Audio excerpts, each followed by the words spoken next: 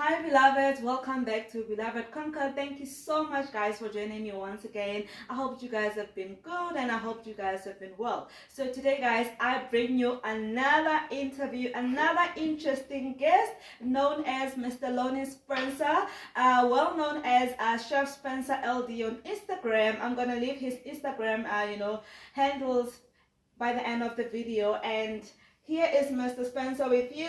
Welcome. Thank you for having me. Thank you so much for joining me, and thank you so much for being here. So we'll start the interview, and I would like you to kindly introduce yourself and tell us where you're from. Lonnie Spencer. I am originally from where I am from, the United States. Was born in Memphis, Tennessee. Left when I was like, I think 18, 19, moved to the other coast, which was Washington State. Joined the military when I was like 20, 21. Ended up in California after the first war, and California pretty much raised me. So if my accent or dialect confuses you, it's because it's the California that raised me. California raised me when I was a young man until young adulthood. I traveled the world a lot. So I don't know how much more you want me to tell you. I don't want to take control of your Right, wow, thank you so much. Oh, it's lovely. I'm really glad that you are here, and welcome to South Africa. Yes, pleasure. Thank you so much. And how long have you been, when was the first time you came to South Africa? Okay, so the first time I came to South Africa, I still remember, it was 2011, and I want to say it was like November, August, it was November, it was actually November 2011, November, December 2011. First time I came here, and I was, and I stayed in Sandton. Wow, you stayed in Sandton. Didn't do anything but did a tourist tour, stayed at the Balaleka, Uh-huh. right behind the financial, the banks? yeah, Mm-hmm, I stayed right behind that, so that was my first time there. And I'm just wondering, like other people out there would wonder, like, what inspired you? Like, what came to your mind when you decided to come here? Were you here on business? Were you here on work? Or like, what inspired you to end up coming here? Good question. So the reason when I first came here, I was like on this South African young lady found me on a fitness website, and so we started chatting. And to be honest with you, and I'm like, okay. And I was doing some travel in Korea. After I left the U.S., went to travel the U.S. and I was coming back, and so we have been talking at this point for like about 4 months back and forth on Google Hangouts out of all that. And I said, I would really like to see her, but I said, I've never been to Africa. So I said, you always hear African Americans about Africa. Yeah, Africa. And they have this idea of what Africa is. And so I had never been to Africa, never even had any desire to come to Africa, to be honest. Because it's like the farthest thing from my mind. And so I was like, I said, well, do you have the money? And I said, well, I don't have the money, but I do have 2 cars. So I sold one car, took the proceeds from that car I sold, and I purchased a round trip to do Johannesburg. And I'm like, she's probably Nigerian. I said, these Nigerians, they always on some BS, man. I said, I'm gonna get this, and gonna be some Nigerian man. This guy gonna get beat up when I get there. And but I said, in worst case, I said, no, I said, it was the best case, worst case situation, because she was significantly younger. And I'm like, I said, I'm really not going there for that, because most guys, especially American men, they travel because they're looking to smash. Yes. That's what they're looking for. Very true. They're looking to smash. And I was like, I've never been that guy, so I'm like, if she's not who she says she is, I said, at least I am in South Africa. And I was here for 10 days. Wow. And I think I saw her out of that 10 days. I probably saw her like maybe 2 or 3 times. And so I just kind of was just hanging out at the Balaleka pretty much with the staff the entire time, and just enjoying the grounds, and got a chance to do the hotel shuttle guy took me around, did the tour. He took me to the Lion Park Reserve, reserve, what it was called, the right terminology for it. I got a chance to see Nelson Mandela's house. He took me to Soweto again, because that very first night, which I didn't say, the very first night, I arrived, she had a friend who was dating this guy by the name of Africa, and he took me to a house party in Soweto. Wow. And it was the most remarkable. It was literally like in like a flat. Yeah, the house parties there. I know in high school they used to do all those, like in the house. Yeah. You know, when the parents are not there, they do the whole house party thing. But it was crazy because it was set up like a nightclub. Oh. So the guy was sitting at the door. He was taking money. He was putting tags on your wrist. They had bottle girls inside. What? They had cleaned out the entire room. Then they had you go outside to the patio balcony, and they had risers, and they had a DJ there. And so, but no, that was a whole sophisticated one. Yeah, and so I kind of got lost in the moment because black people, we really do look alike. Yeah, that's true. You know, and I'm seeing girls there, women there, and they're really light skinned or colored and whatnot. And I asked the guy, "Where is she from?" She goes, "She's South African." I was like, "What do you mean?" I said, "She looks Puerto Rican." You know, and so it was a really, really good moment. It's a really, really chill moment, and it felt good to be around black people. You're having a good time, and there's no drama. Wow, no, that's beautiful. There's no drama. And then the first thing I noticed is that you guys had lesbians here. Yeah. Yeah, because I looked in the girl, and the girl I was looking at, she was a lesbian with another woman. I'm like, so the baddest chick here is a lesbian. I'm like, dang. So, but the music was awesome. I think the oldest guy there was the best dancer there. And it was just crazy. The vibe was just so chill. And that one experience, I think, did it for me. Wow. To come back, you know. Yeah. And then when I, 3 days before I was about to leave and go and return to the U.S., and that's when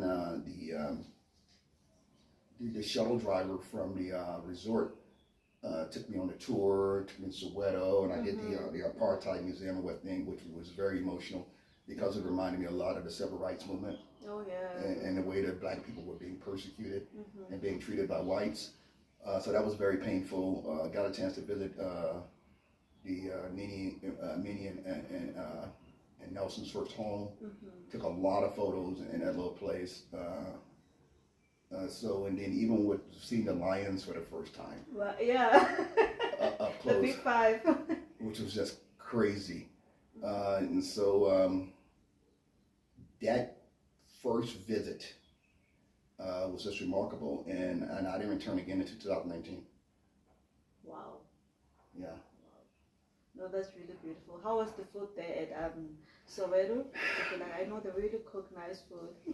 How was the food experience? It reminded me of soul food in the U.S. Because a lot of soul food is actually, a lot of recipes came from West Africa.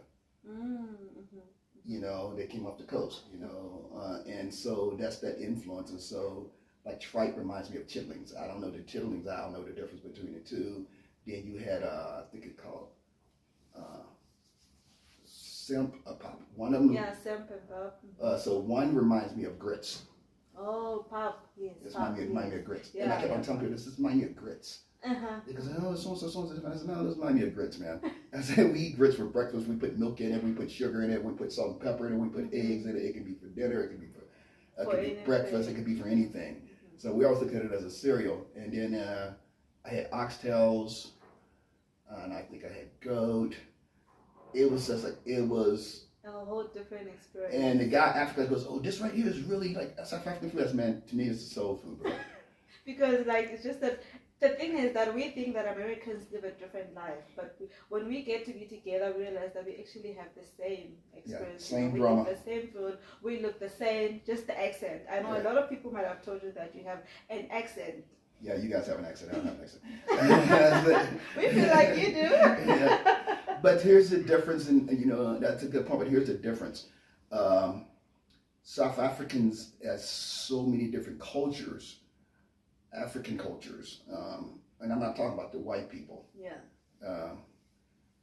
And the Indians, which is where it's probably how many Indians are here, but South Africans are very, very kind people. They're very gentle people. You're always going to have your, you know, your outliers, your roughnecks, and want to be gangsters and want to be hoods and whatnot. But it's like they're just so nice. And I'll say this to the men: if you can get past the women here, Because they have some shady women here, especially the Corsals. Corsals is shady, bro. Cosa. That's a shady, bro. There, any girl you find in Pretoria, beware. Buyer, beware. She's out there for the come up. That's all I'm going to tell you.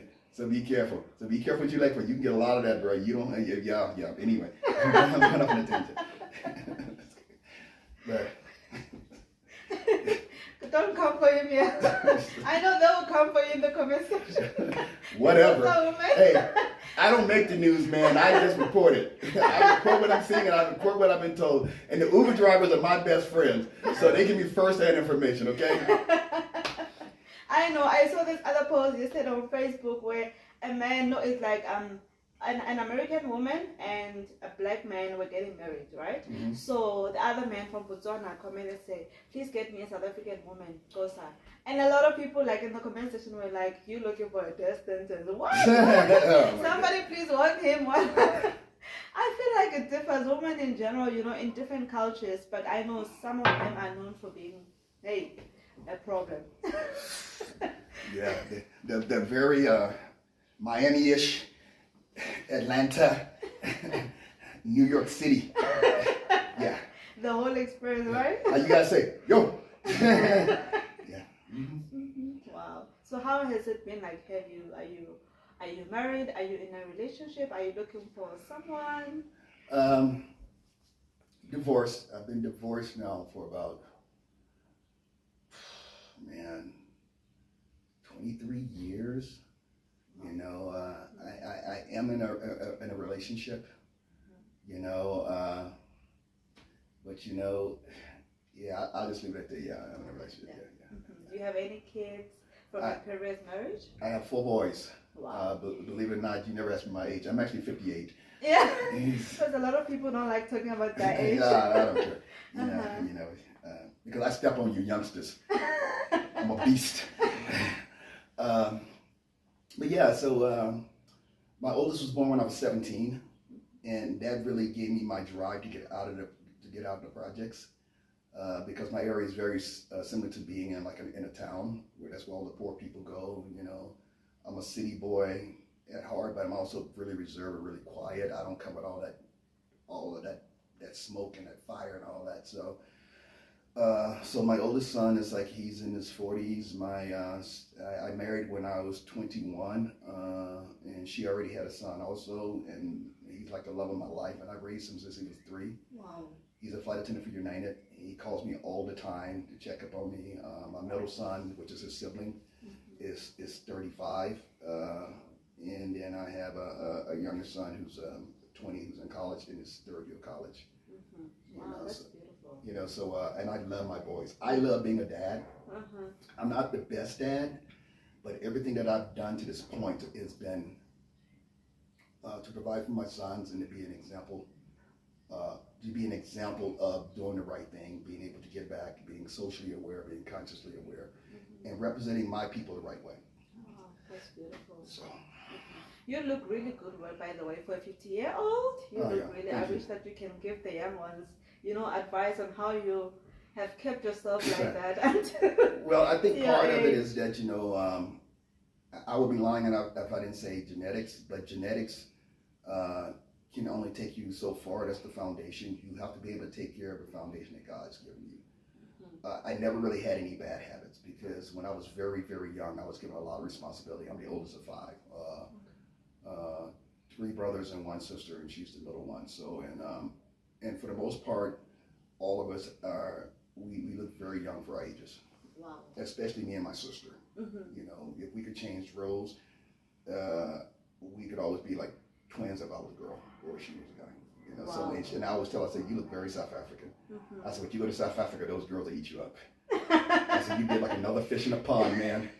I said, you got these American dudes telling you about how nice your butt is. You've never seen a butt until you've seen the butt of a South African woman. They make them different here. They just fall out like that. They fall out the womb like that. So, but going back to your question, it's like, and I was in the Marine Corps, so we ran all the time. We drank a lot, but we ran all the time. And I just I've always started, and I think at the time I was doing it for my wife. I've always wanted to look good for my partner. Wow, that's and it's always because I really felt this way, right? if you do what you're supposed to be doing, you can keep your door closed.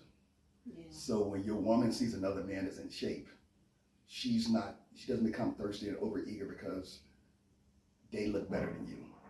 So my competition is me, not my peers or someone that's my age. Not young people, because young people, you know, they're still growing into their bodies and whatnot, so that's not a realistic comparison. And I really felt that, you know, I see now that the work that I put in when I was in my 20s and my 30s, it began to pay me back, really play it back forward in my 50s. And sometimes I'm actually amazed at, oh, how can I say it? I can't say that I'm amazed. I don't think that I'm really realistic about what I really look like, because I'm my biggest critic. Oh, yeah, we can say it, but you can say it. Yeah, I'm really vain when it comes to me. I'm always doing this, looking at this, pinching here, pinching there, you know, looking at my eye. Oh, I got bags under my eyes, and I realize that you're closer to 60 than you are 50. Wow. You know, so, you know, you should have bags in your eyes. You know, you should have lines. You should have the wear and tear on your body. But for me, it's like, you know, it's one of those people, I'm one of those, like, if I said it was if I had a big flaw, the flaw is that I am never really happy. Yeah. I'm always looking for something to criticize yourself, or to something to keep me hungry. I'm always looking for a character chase, and that's just me in life. Wow, that's beautiful. Like, I think it's a very beautiful spirit. You know, you're always eager for change, eager for something. Yeah. But that can also be a crutch. Yeah. You know, because God gives you something, and at some point, you know, you got to sit down and you have to enjoy your blessings. That's very true. Yeah. You know, because you know, I think from a spiritual perspective, I'm not an overly spiritual person. I'm a praying person, and I talk to God every day. I think that, you know, if you get to a point where you're never happy and you can't see your blessings, God's gonna start taking those blessings away from you. Yeah. Because He gives you what you need, and you keep on chasing what you want. And that's why you see a lot of single people out here. I'm gonna take that home. Yeah, you know, He gives you what you need, and you keep going back to what you want. And at some point He goes, oh, you know, hey, I got you, sis, I got you, bro. So I gave you what you needed, regardless of what it is. I don't believe God gives blessings in cars. No. I don't believe God blesses you with materialistic things. I think God gives you what you need to do to carry out His purpose. Yeah. Like, seek first His kingdom, and everything else will be given to you. Yeah. In abundance. Yeah, in abundance. You know, and so, and having said that, that kind of keeps me grounded. Now, you got to be careful, because I have a tendency to off frame when I'm talking. I get off on a tangent, so you got to control the conversation and bring it back up. Okay. Yeah, so so I hope that answers your question. That's beautiful. No, the fact that you mentioned, you know, the Most High God and everything, it really shows why you've managed to have a blended family, you know, because most blended families leave a lot of people traumatized. Like, for me, I'm from a blended family, and it left me traumatized. But I'm glad that you really love your stepson, and, you know, he's your son, you know. Yes. Let's leave the whole step thing. You love your son from, you know. And he has a relationship with his dad, the whole 9 yards. And and I'm going to touch on that right quick. So the crazy thing about that is when you step into a family where a person already has a child, there tends to be a lot of back and forth of drama between the parents. Yeah. And I let it be known right before. I'm like, I am not trying to be his dad. He has a dad. But however, I will be his father as long as he's in my household and I'm providing for him. Yes. If his dad wants to see him, he can see him. I have no problem with that. I said it's going to get to a point in time where he's going to be old enough where he's going to see things through his own lens. Yeah. And, you know, and me and his dad had some conversations, you know, because he would just call and he was just like, talk to his mom and get his mom upset, you know, because they knew each other when we were in high school and whatnot. And he would bypass me and go right to the phone and have a conversation with Eric, which is my stepson. And I got on the phone, hey, bro, I said, this is the way it's going to go down. Don't ever call my house again and bypass me. Wow. I said, because the carnage you leave behind, I have to fix. Yeah, that's very true. That's very true. I said, I don't have a problem with you talking to your son, but you're going to respect me. Yeah. But don't call him. Because I've been putting in all the work. Wow. And you've been sitting back talking about your other son. But I've been taking care of your son. Yeah, that's very true. And it was a lot of work. There was a lot of days where I had to take our very last. And you guys talk about poor here. I know what poor looks like. Living paycheck to paycheck, bouncing paychecks, and a whole 9 yards. And I remember one time this guy had told my son, because he played American football when he was very young, he had just come back and visited his dad, and I'll keep it short. And he was sitting around waiting on his dad to call him and say he's going to send him money to get him football cleats or spikes. And finally I told my wife, I said, that guy's not coming through. And I think we had maybe $40 US left over after the bills had been paid and we had bought food, because we didn't have much. And I said, this is all I have. Take this and go get him cleats. Wow. That's a father right there. I said, I don't want him waiting around. I said, because I know what it feels like to be disappointed. The disappointment, exactly. The disappointment of waiting on him, and you have to deal with the emotional and the challenges that he's going through, and he's out there. He doesn't even see what's happening in the house. Yeah. Wow, that's a beautiful thing. Yeah. So, because I just knew what you mean. Coming from the projects and never knowing who my dad was, or thinking it's your dad and it's no your dad, and never really having a man in your life, it shapes you. And it can humble you, but given the fact I was raised by women, I was always grounded, because I always saw how hard they worked, And so they always says it takes a village to raise a child. And that village of women, they raised me. I always set women in the highest regard and highest respect. That's why I don't have a problem with dating women that have kids. Wow, no, that's beautiful. Because you understand, I can raise another man's kid. Somebody met your mom, exactly, and you were there. And those dudes were rascals. They had no intentions. They're just like Soweto. They're just like South Africa. The men that my mom, dated and brought in the house, because we all had different fathers, they were like South African men. And I don't take South African men. You get pissed off at me, I don't care. We can do this. We can beat up. We can do this. I'll get dirty. I don't take them serious. Because all the good men in their 30s and they're getting married. And that list is getting smaller and smaller and smaller. That's very true. And I ask men all the time, I said, you got kids? And when I said, you have an intention to marry? Oh man, I don't want to get married. I don't want to get married. I don't want to get married. And then I blame the woman. I said, don't tell me about your baby's daddy when you keep on opening up your legs. Exactly. You open up your leg for a pleasure because you want attention, and then you don't know what you want to do. And I think a lot of times women play games. I think that and I'll say this to the females that are watching, you have to be very intentional with men. You get to let them know right off the bat what you want. Don't pay attention to what they say. Pay attention to what they do. If a man tells you all this when he first meets you, he's selling. You're doing the same thing. You're selling. You're putting on makeup, hair that's not yours, eyelashes that don't belong to you. Only thing that belongs to you is your body and your bad breath, and your body odor. That's it. You don't go before that. You don't go beyond that. But you need someone to be intentional. And I say this to the men also. Find you a woman who loves God. Find you a woman who loves God, because when things get bad, you want a woman to be able to grab your hand and put you down on your knees and say, let's pray about it. Vice versa, women, find yourself a man who believes in something, because if he doesn't believe in something, he's gonna fall for anything. And you cannot have a home with someone like that. He's never gonna really and truly be in a home. That's very true. Wisdom right there, guys. We're not only here to listen, but we're here to learn. He's dropping some bombs right there. Right? So and I'm very serious about that. So I could be here running your country, to be the high priest. I could be going through some of you young women, especially you 30-years-olds, because you all don't know 30 and 20-some-year-olds, because you don't have a clue how old I am, and I know I look good. So, but people see shiny things and they run for shiny things. True. The next thing you know, because this is funny, because the thing here, women have this thing about chemistry. Well, we feel in chemistry. We feel in chemistry, right? Why not sleep with you? Okay, when you wake up in the morning, you have HIV. How's that chemistry for you? Exactly. Regret. The worst thing in your life that you have to worry about is having a baby. A baby is a blessing. Because God has purpose for that kid. That's very true.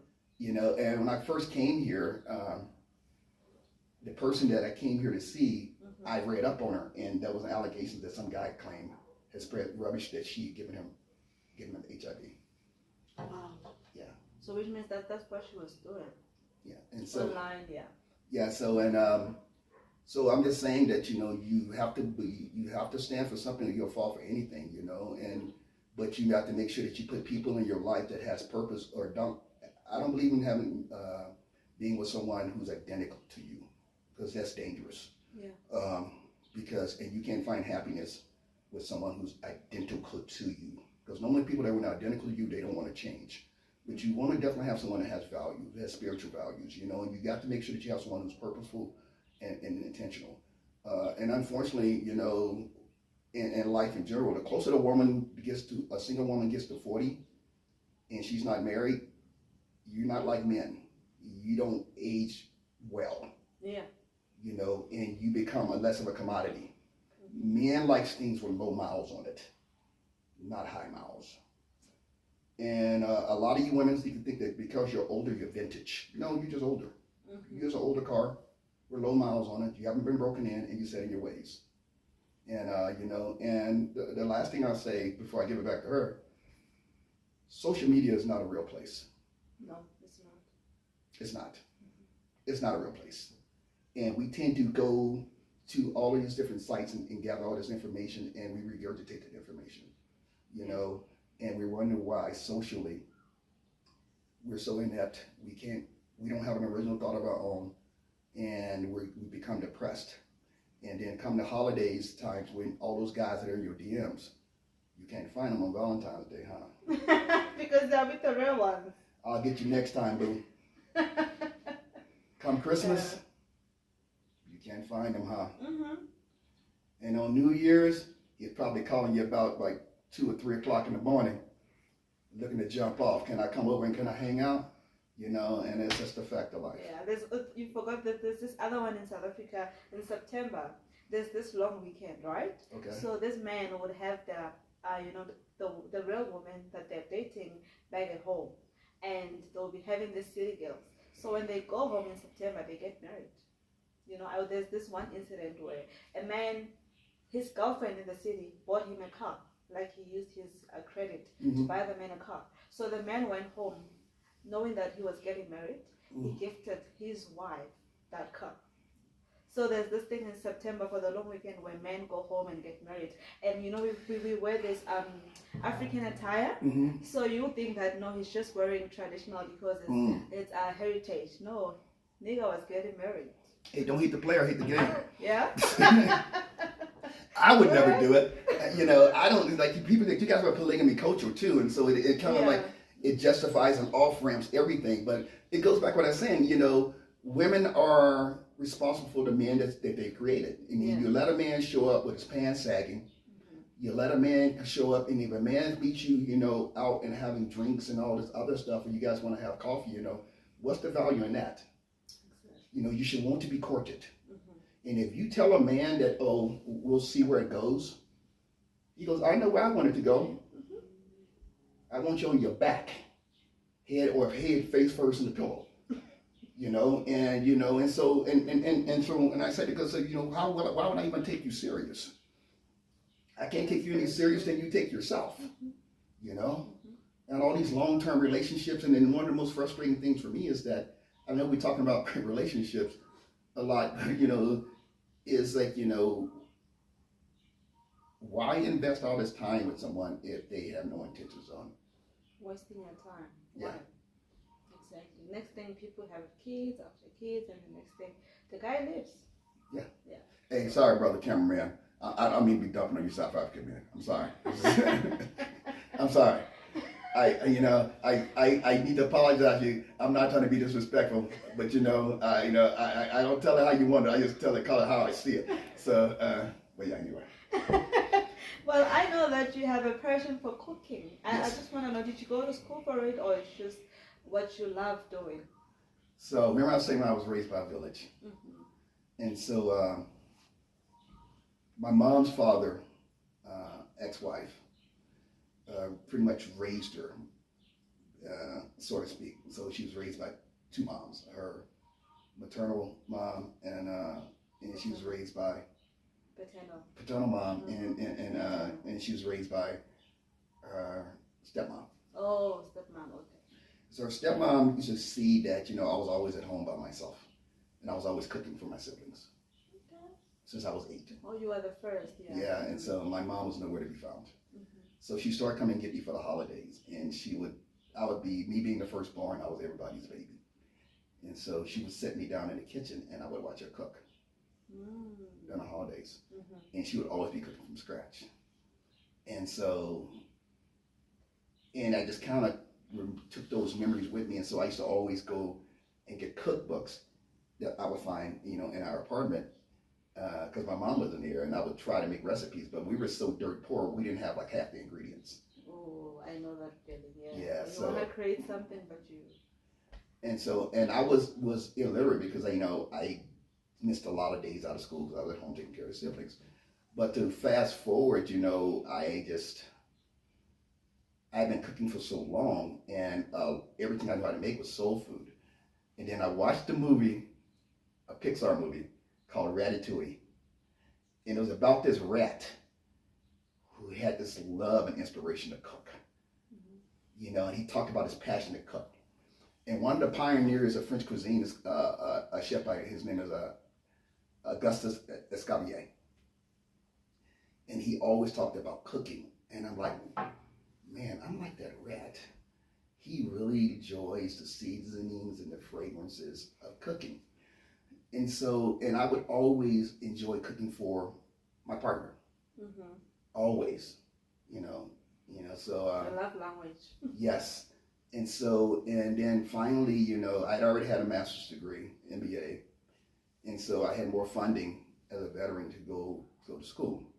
And so I said, how many credits do I need to get all the money monthly? They goes, oh, you take this right here to get you that many credit course hours, and you get all the funding. I said, okay, I'll just go and enroll in culinary school. And I said, because there's so many things about cooking that I didn't know that I wanted to know. Yeah. And it just blew my mind because it hit on the foundations of cooking, and it was French cuisine, and it was gourmet style cooking. And next thing you know, 2 years later, they come to me, the registrar's office come to me and goes, hey, we need to know what you want on your diploma. I said, what diploma? She goes, you met all your degree requirements. I said, what are you talking about? She said, you are officially a certified culinarian. You're a chef by trade.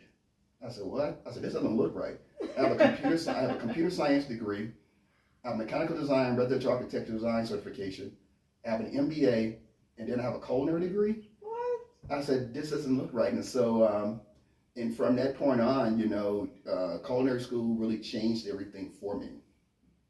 And I really started embracing it. And during COVID, when COVID hit, when everything just kind of settled down and forced us to be inside, I had to work on the baking and pastry aspect of it. So if you look at my Instagram page, you're not going to see me in no 5-star Michelin star restaurant because that's not my thing. I don't like people that much. You'll see a lot of desserts, and that's when I perfected my baking and pastry techniques. Because I didn't know how to make cookies. I did not know how to make cakes from scratch. I know how to make stuff like custards and pies and stuff like that. Southern cuisine, like traditional Southern cuisine and stuff like that. I started perfecting oxtails, and so I'm a real stickler when it comes to making oxtails. And I can hit an oxtail. Oh, this is a good oxtail. Oh, this is juice right now. I got to the point now where I can taste spices, and then I started traveling a lot. I went to India a couple of times, and I started getting more familiar with the spices from India, because a lot of spices that we use, for those you don't know, that came from the spice trade. Where they would go back and forth. They would trade silk, and they would trade all this other stuff. It was a barter system, and they got a lot of spices that came from India. Oh, yes. And so, like, a lot of times you guys use cumin, stuff like that. Cumin is very prevalent in East Asian cuisine. And coriander, and cardamom and things of that nature. So paprika and turmeric and thyme. And so a lot of things are indigenous to that region. So and I just took it from there, and I'm like, to finish it off. And so that's where that inspiration came from, and one of the things that I really want to do being in this country, I'm like, when you live in the country, you got to bring something with you to the country. Yeah, that's very true. And everyone else thinks it's financially. I really want to open up a restaurant. I want to be a very small restaurant. I want to be in a small town or a village. I want to be able, I want to be like the Pied Piper, who plays the flute, and all the rats and the kids follow him. I want people to smell the bread cooking, or the coffee roasting, or the savory cuisine come to my house, and just to bring them to them. Because if you're living in a place like Pretoria, you got to pay to play. I'm not looking to make money. I want to be able to give back. Wow. You know, I want to be for the older women, you know, I call them moms, aunties. The aunties. That Yeah. come there like the day after and goes, hey ma, hey auntie, here you go. Here's, I saved this bread for you. Wow. You know, and the kids when they get out of school, hey, you guys come out here after school and I have cookies for you, Wow. or a cookie for you. That's beautiful. And I want everything to be authentic and prepared from scratch. You know, and I want to be the pioneer for that. But I really want to take kids in that look like me, young men, mostly. And I want to give them a skill, because one thing when you come to these big cities, everybody needs someone who can cook. Yeah, that's Most poor people end up in the service industry. That's very true. That's very true. I think we can cook up something, because you know I would love. I have these people at the park that I love to cook. You know, make meals for. You know, they stay there, they sleep there. So I like to prepare meals. Like if you go to my house, I have all these takeaway containers where I prepare meals in a big pot. I cook for them, you know, and I take there. So it's a beautiful thing, you know, and they can even notice, you know, they'll tell you, where have you been? We've been looking for you. We haven't seen you in a while. It really makes a difference, and you know, the blessings, the prayers of those people that you'll be doing those beautiful things for is really amazing. The way you've given back. You said something that that was key. And I remember watching the Food Network, and they had this guy, he was from the West Indies. And I think he won the cooking show. It was like Chopped or something like that. And they always commented him on his flavors, the boldness of his flavors. That's the thing about African food, the boldness and the richness of his flavors. So you watch people like Bobby Flay, they always talk about their flavors because it's really bold and it's really rich, and they use a lot of seasonings. And when they ask him a question about food, he goes, to me, he says, cooking is like making love. Wow. It's like having passion. Passionate to sex. And that passion that he spoke with, it hit me. And I realized that's one of your love languages. That's how you get back. Yeah, that's true. When you stress and you cook. I said, when you left alone, you can get in there, you can get in your mind, and you can start playing around with flavors. Because a lot of times when I cook, you can do it you can do it on the savory side. You can play around with flavors and seasonings and ingredients on the savory side. When you get to the baking and pastry side, you can't, because it's science and it's chemistry. Altitude affects everything.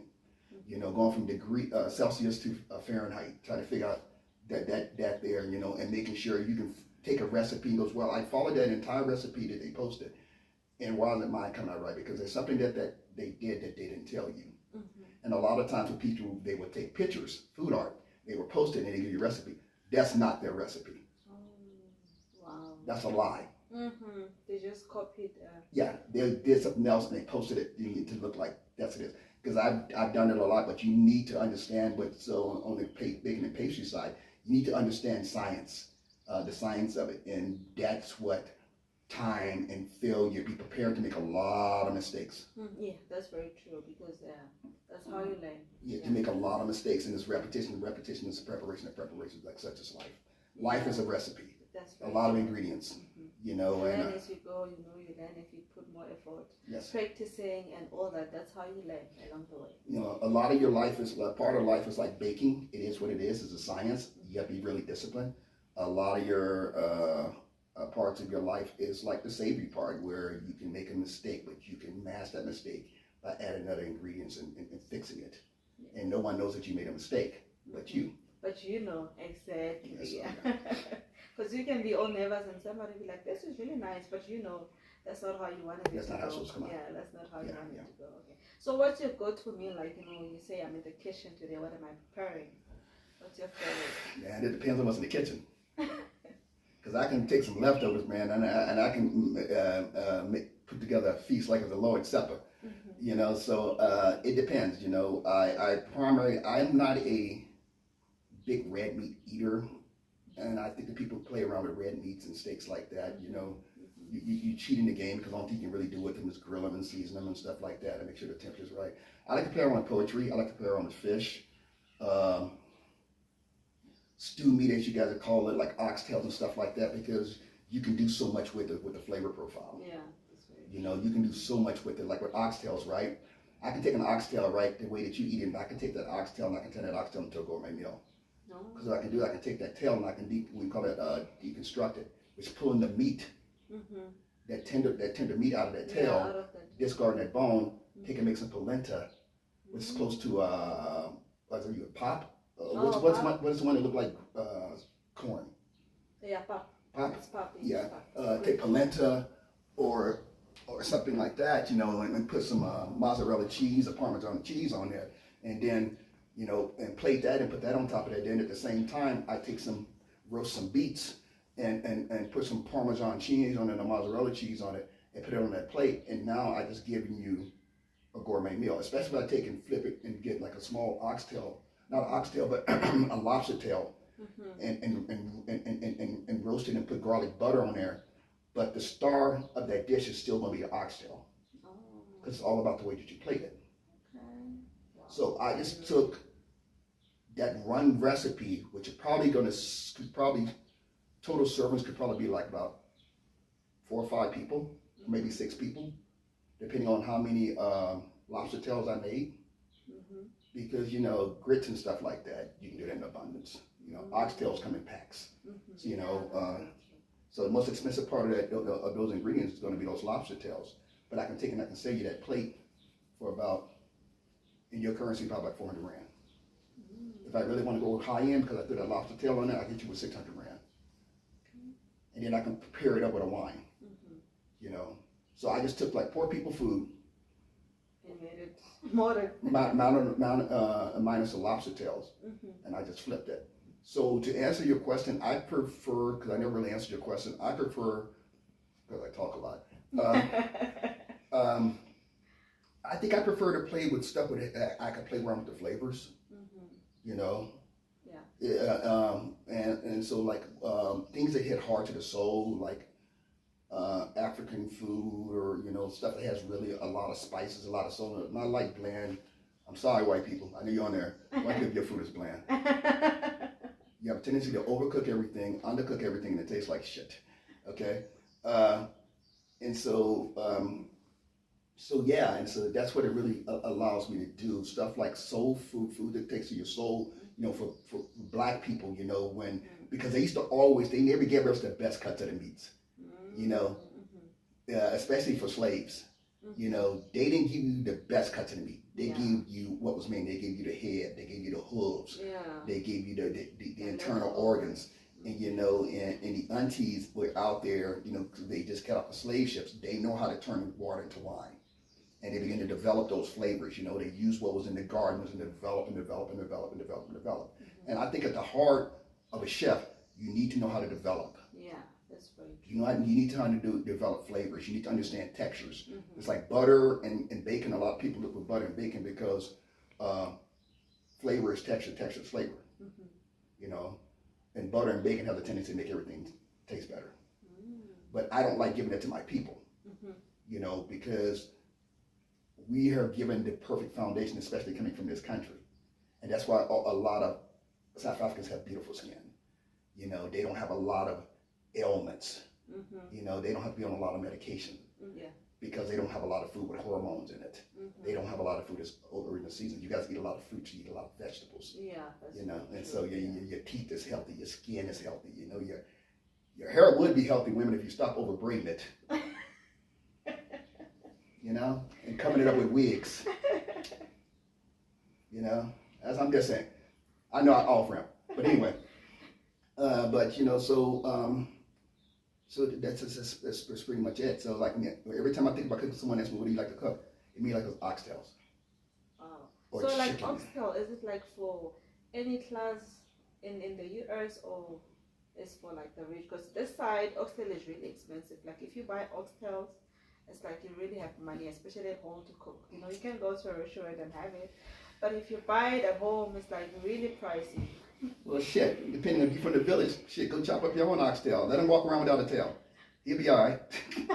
I wouldn't have, if I had to make oxtails in the village, none of my oxes would have fucking tails. Trust me. You know, I would chop off the tail as needed. You know, and hopefully you can grow another one back. But you know, when I was in culinary school, my lead chef, when we got to advanced classes, he was from Israel, Chef Tani Hashmonai. And I remember when we were doing prep for the student kitchen, and because we had a restaurant, and we served it open up to everybody. And one of the dishes I spoke of was the oxtails and lobster tail. No, it was prawns. Had the whole head on it. And I looked at it, I was like, Chef, funny how times change where poor people food is now turned into a freaking gourmet meal. Yeah. As this is shit that white people didn't want. Now you got this one white dude, he went somewhere into an African country and banged a sister, stole their recipes just like they did with Nando's, and they stole the ingredients from freaking Mozambique, and flipped it. Yeah, that's where the recipes from Nando's came from. The peri stuff, yeah, that's from Mozambique. And I know Mozambicans are really good at yeah, that's where they stole it from. Ingredients and everything. And they're not shy about telling you in their story where the ingredients come from. Wow. Yeah, I thought it was Indian or something. No, that's where it comes from, Mozambique. Oh, wow. But yeah, so we talked about that, and I said, now what you begin to see is like chicken and waffles. Black people have been cooking freaking chicken and waffles forever. And like even KFC has, chicken and waffles. A lot of stuff that we're gravitating to, we should be making in our own homes because they're our recipes. We keep getting hijacked, and black people are helping white people hijack because they give them little kickbacks. Yeah. It's like they're saying this. So with stuff like that, it's like it all comes from the hog. It comes from the hog, it comes from the cow and whatnot. Like someone told me, "Oh, you ever ate a goat head or something like that?" No. Why would I when I have the rest of the goat to taste? No. He's gonna have to. Really love it here. It's like I met a young lady in 2021. She goes, "Oh, I love worms." Like, you like what? You can taste them; they're delicious. I'm like, no. I said, don't like them either. Trust me. If I was deserted somewhere on one of these islands, where it goes that Survivor Island, they goes, well, the only thing you're gonna do survive is eat worms. You're gonna find me dried up. Dried up, because I am not eating damn worms. You can't eat enough worms at my size to keep me healthy anyway. I'm like 92, 93 kilos. Okay? Then the other thing is like what you see in New Orleans. Oh, New Orleans cuisine in New Orleans.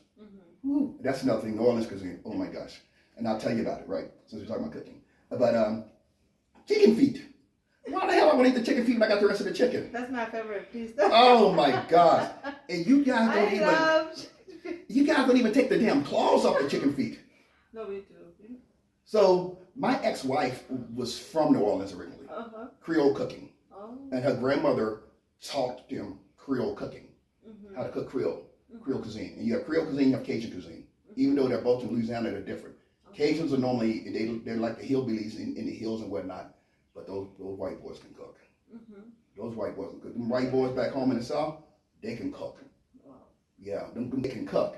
So, yeah, it's just like, but the New Orleans influence came from the French.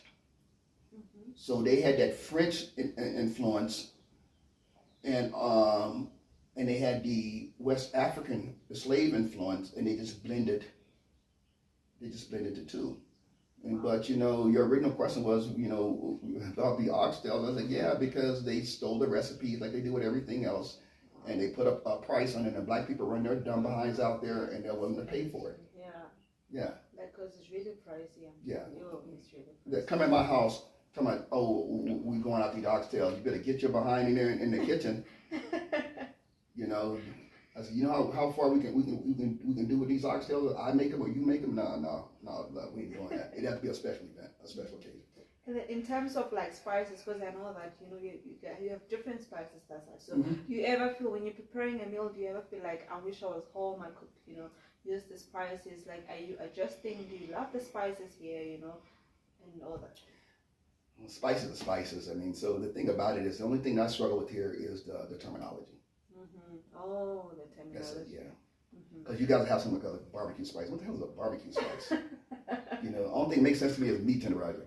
I know what meat tenderizer is, or you have like steak and chop seasoning. Steak and chops, yeah. But all the other things like garlic, I love cooking with garlic. You have garlic powder, garlic salt, you have coarse salt, you have herbs.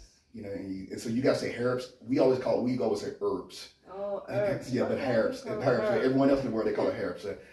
So parsley, thyme, oregano, basil. I like cooking with smoked paprika and things of that nature. And then you have garam masala. You can make your own garam masala from scratch. You have your curries and whatnot, and so the spices are pretty much the same. You just need to know what you're going to do with those ingredients. Yeah, that's true. So, as long as you know, yeah. So if you're going to make something, you have to make sure that you prepare yourself in advance, and make sure you have all the ingredients. You know, so I ran into a situation a couple of days ago where I was going to do chicken, and I wasn't for sure what I was going to do with the chicken. I said I was going to make curry chicken.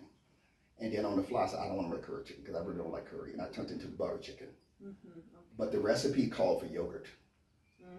I didn't have yogurt. And it called for heavy cream.